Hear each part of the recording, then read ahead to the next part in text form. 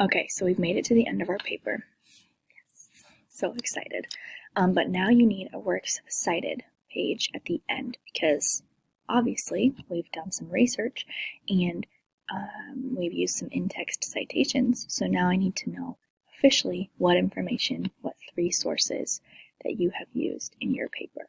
So to do that, notice that at the end of my paper, I will have a document, a new page at the end of my paper with a centered title that says Works Cited. Okay, so I'm going to show you guys an example. Remember I wrote about Misty Copeland, and this is the citation that I had in my, this is the source that I used in my paper. So I'm going to use this citation. You might be able to copy and paste this from the research sources document that we created before, but I need to access this actual citation. It's not the URL. It's not just Gale source. It's the actual MLA citation. I'm going to go over here and I'm going to drop it in. Okay, so my problem is that it's not in the right size, so I'm going to bring it up to 12. It is in Times New Roman, but there's one more thing that I need to make sure that I do.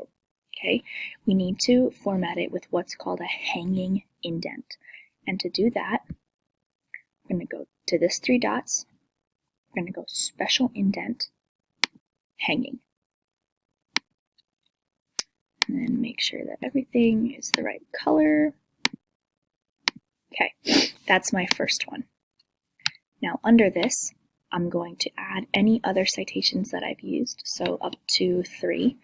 You might have had more. You need to address every source that you have used.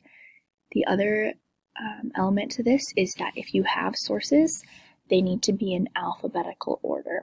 So if the next source I use, the title of it is Dancer, then it needs to come before because D comes before M. Okay, so now it's your turn to go and make your Works Cited page.